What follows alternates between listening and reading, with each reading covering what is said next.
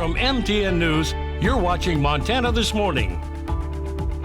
Lawmakers are looking at a new measure to eliminate same-day voter registration. We have details on that and more coming up. A Dillon business owner is charged in connection with the riot at the U.S. Capitol building. I'll tell you about it coming up. Just ahead of 6:30 on this Friday. Chet Lehman, Holly Brantley, Matt Elwell with you here. It looks like the snow is kind of tapered off, but it's not going anywhere. It's too cold for it to melt off. You're exactly right. And we've talked about this a little bit. All these real small snows seem to be more problematic because it stays slick. It's been sticking around for a while. Right. And we're seeing that this morning. Very slick conditions, several slide-offs and wrecks already today. So leave some extra time and some extra space and just slow down. Temperatures into the low 20s for most of us. We still have a light snow trying to fall. I don't think we're going to see much more than flurries from this point forward throughout the day, so that's not really the issue. The issue is the roadways right now. Daytime highs around the 30-degree mark. It is very slick in several areas of southwest Montana. Watch those bridges and overpasses. We're going to go talk more about your road conditions coming up here in about 12 or 13 minutes. All right, thank you, Matt. 6:30 now. Montana lawmakers are considering a bill that would stop voters from registering on Election Day. MTN's Jonathan Ambarian reports on what the change would mean. Currently, Montana residents can still register to vote at county election offices on the morning before Election Day and on Election Day itself. House Bill 176 would push that deadline back to 5 p.m. the preceding Friday. The House State Administration Committee held a hearing Thursday on the bill, sponsored by Republican Representative Sharon Grief of Florence. She said the bill wasn't intended to limit people's ability to vote, but that passing it would ensure people have confidence in the election system. We are blessed with the privilege of voting, but we also must accept responsibility for that privilege. Elections don't pop up out of the blue and surprise us.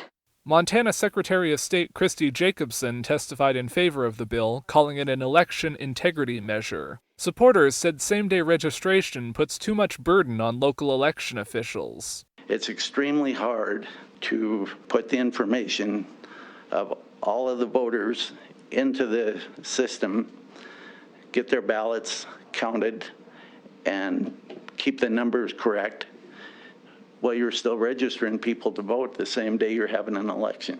But opponents said Election Day registration has worked as intended since the state approved it in 2005. Same-day voter registration has functioned well and has allowed for the increasingly high percentage of registered voters who are actually voting in our elections. It has not caused fraud. It has not caused errors.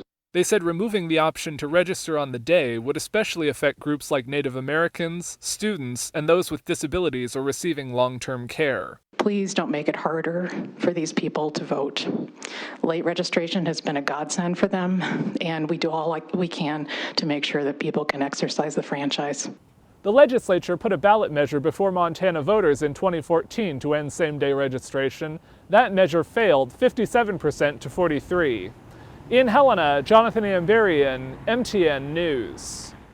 Now, leaders say about 60,000 voters registered on Election Day between 2006 and 2018. The data for 2020 has not been finalized yet. In court news this morning, a Dillon man charged in connection with the riot earlier this month at the U.S. Capitol building. MTN's John Amy has more on this story from Dillon. A business owner here in Dillon has become the first person in Montana to be charged in connection with the January 6th storming of the U.S. Capitol. According to federal charging documents, 52-year-old Henry Munzer of Dillon faces charges of unlawful entry to restricted building or grounds and disorderly conduct. The affidavit alleges Munzer was among the protesters who forced their way into the U.S. Capitol building while Congress was verifying the Electoral College vote. The FBI alleges Munzer was seen on television news video inside the Capitol and also appeared in a YouTube video where he allegedly admitted to being inside the Capitol. Munzer was arrested on January 18th here in Dillon and detained in Missoula, where he appeared in federal district court there. Munzer, who is the owner of Dillon Appliance Repair Shop, painted a mural on his building last year, which espouses some strong political feelings and some conspiracy theories. The murals on his building certainly created a lot of conversation and controversy among citizens in Dillon. I appreciate the fact that in the United States we have First Amendment rights and people can put anything they want on their own building, but it's a bad example for Dillon. I don't agree with it at all, and I'd like to see it gone. Munzer was expected to be released from custody after his hearing Thursday. In Dillon, John Amy, MTN News. Attempts to contact Munzer for comment about his case were unsuccessful. In other legislative news, Republicans on the Montana House Judiciary advanced several controversial bills on abortion and transgender issues. The panel approved bills that would ban abortions in Montana after 20 weeks of pregnancy and that greatly restricts the dispensing of abortion-inducing drugs. It also voted for a bill that said if a woman is considering an abortion, her physician must give her the opportunity to see an ultrasound or listen to the heartbeat of the fetus.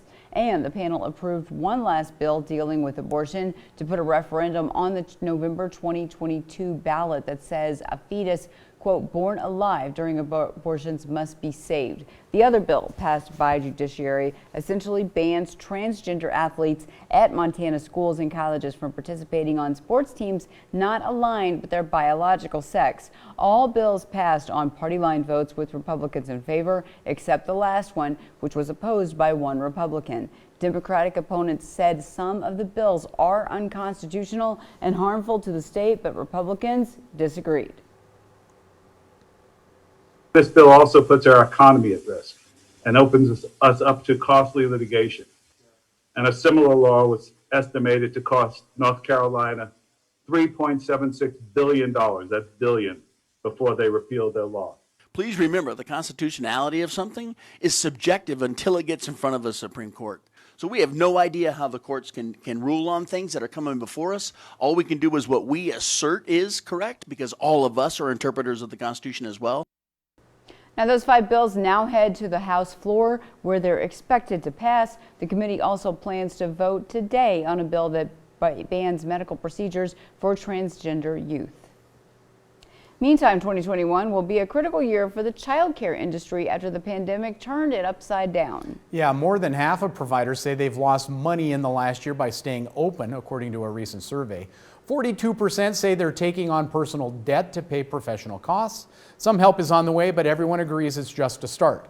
The newest COVID relief package includes $10 billion for the child care industry.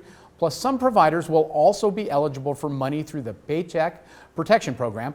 Despite all that, it could be a booming year for child care jobs as more people get the vaccine and return to work. We expect that in the summer, there will definitely be a peak, an increase in demand for childcare because some of the camps aren't going to be open. Some of what families have utilized for childcare during those off-school times may not yet be up and running or may be constricted in size. So we expect a higher demand for in-home childcare. Now, Laura Davis is a franchise owner with College Nannies, Sitters and Tutors. She helps connect families with fully vetted care providers. But for parents seeking care on their own, Davis recommends asking a lot of questions during the interview. When parents are looking for a child care provider, they should be looking for that energy and that excitement the more you talk about the children and the more you share about what the day would be like. She also says more specific a candidate's answers can be, the better. Providers with experience outside of their family and circle of close friends are preferred. Davis expects demand for in-home care providers to stay strong until parents get comfortable sending their kids back to care centers again. And a lot of care in Montana is through those in-home programs. Indeed. In fact, the bulk of it in the state of Montana. So wow. There you go. That's an important issue right there. Yep. Well, coming up on Montana this morning, an Uber ride to space? Not exactly, but that's what it's being called.